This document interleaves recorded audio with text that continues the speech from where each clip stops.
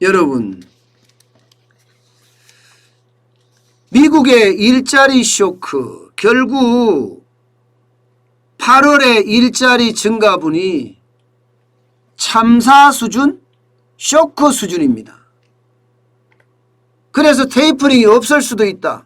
9월에 연방준비제도 이사회에서 테이퍼링에 대한 언급이 아예 없을 수도 있고 11월에 테이퍼링을 시작을 한다고 했는데 연내에는 물 건너간 것 아니냐 이런 얘기가 나오고 있어요. 왜냐하면 너무너무 떨어졌어요. 일자리 증가분이 23만 5천 개, 23만 5천 개.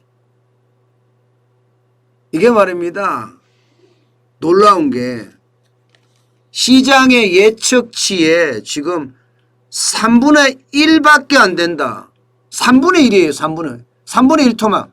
시장에서 예측한 것은요. 다우존스가 집계한 바에 따르면 72만 개 예측했습니다. 72만 개.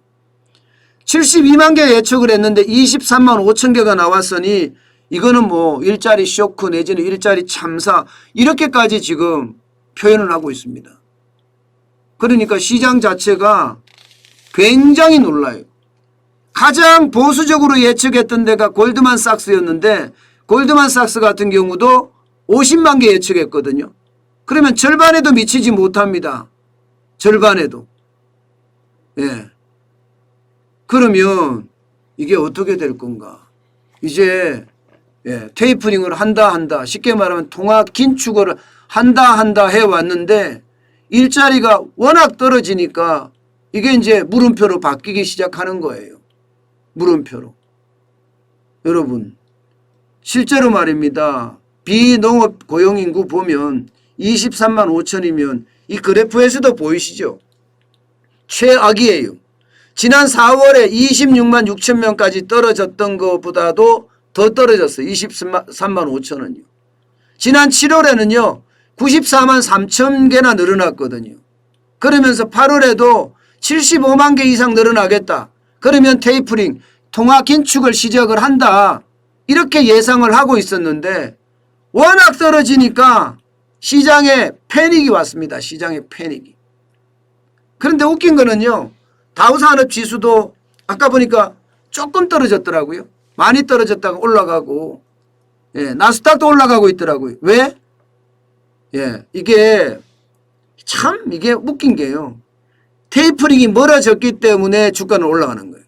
그런데 사실 뒤집어서 생각을 하면 델타 변이 때문에 지금 시장에 엄청난 충격이 왔다 이렇게도 해석할 수 있는 부분이거든요. 그런데 시장의 엄청난 충격은 뒤로 하고요. 지금 더 중요한 것은 테이퍼링이 더 미뤄졌다. 이게 시장에서는 더 힘을 받고 있는 거예요. 테이퍼링이 미뤄졌다. 이게 어쩌면요. 호재죠, 호재. 참 이거 웃기죠, 그죠? 그런데 시장이 그렇습니다. 시장은 한 가지 변수 가지고 움직이는 것이 아니라 다양한 변수가 뭉쳐져서 움직이기 때문에 항상 어느 변수가 더 큰 힘을 발휘하는지를 봐야 돼요. 고용이 망가져서 참 상상도 할 수 없는 일인데 23만 5천 개까지 떨어졌으면 지금 미국 경제 굉장히 좋지 않다는 이야기거든요. 그런데도 불구하고 주식시장은 올라가니 진짜 웃기는 거죠. 자, 그러면 테이퍼링이 될 거냐 안 될 거냐, 올해 안에 될 거냐 안 될 거냐, 단서가 나왔으니까 좀 구체적으로 분석을 해볼 필요가 있겠죠. 사실 테이퍼링의 지금 통화 긴축에 대한 충족 조건이 있었습니다. 두 개. 하나는 물가 올라가고요. 다른 하나는 고용이 완전 고용이 돼야 된다. 이 충족 조건이었어요. 첫 번째, 물가는요 2% 넘게 올라가야 된다. 이렇게까지 이야기를 했거든요. 그런데 지금 물가는 5.6%까지 올라갔죠. 물가는 충족이 됐습니다. 그래서 이제는 고용만 남은 거예요. 안전고용. 안전고용만 남았는데 안전고용이라는 게 일반적으로 실업률이 3%에서 4% 사이. 거기가 안전고용이에요. 그러니까 일하고 싶은 사람은 다 취직을 했다. 나머지 3점 몇 %는 그냥 일하기 싫은 사람들이다. 저 사람들 그냥 만성적인 실업이다. 이렇게 보는 거죠. 이렇게 보는 거죠. 그런데 이번에 일자리가 안 늘어나는 걸 보고 이게 완전 고용은 좀 물 건너간 것 아니냐. 예, 이렇게도 해석을 하고 있는 거예요. 그래서 테이퍼링이 올 9월에 논의가 돼서 11월부터 시작할 거다. 이 말이 시장에서는 좀 물 건너간 것 아니냐. 사실상 시장에서는 물 건너간 것 아니냐. 이렇게 지금 평가하고 있는 겁니다. 그렇지만 말입니다. 그렇지만이 굉장히 중요합니다. 바로 이거요. 실업률은 내려갔습니다. 실업률은 5.4%의 실업률이 5.2%까지 0.2%포인트나 내려갔습니다.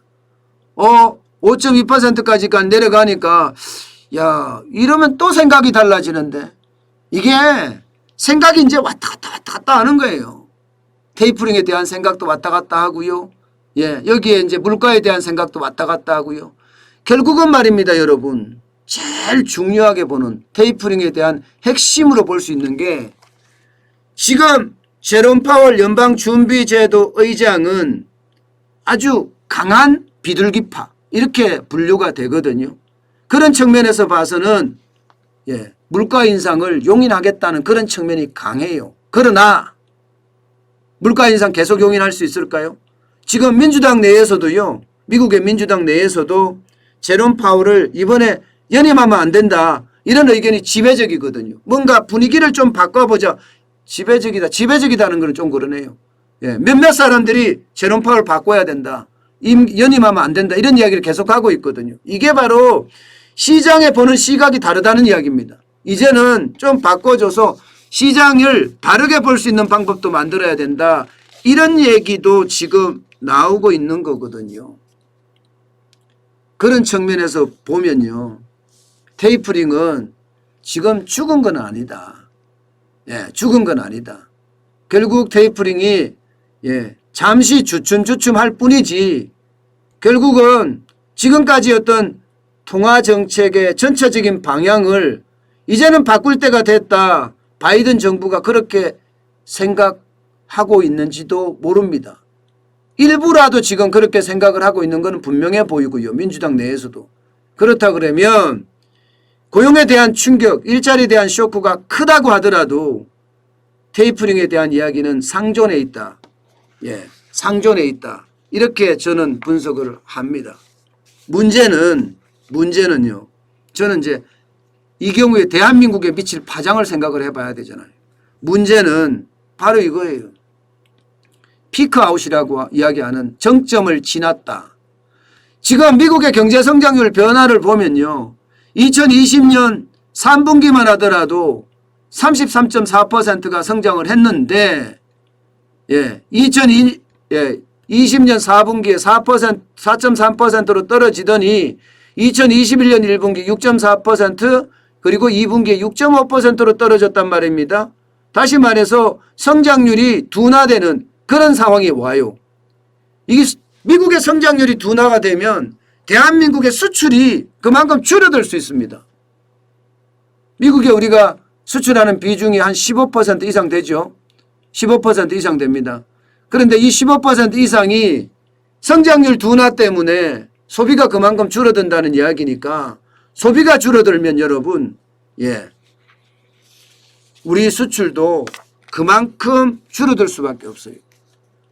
미국은 기본적으로 말입니다. 경제 성장률을 이게 소비 중심으로 끌고 가거든요. 경제 성장률이라는 게 세 가지 요소라고 말씀을 드렸잖아요. 첫 번째 소비고요. 두 번째 투자고 세 번째 수출입니다. 대한민국은 수출에 방점이 많이 있어요. 경제 성장률에. 물론 소비도 중요하지만 수출에 방점이 많이 있고요.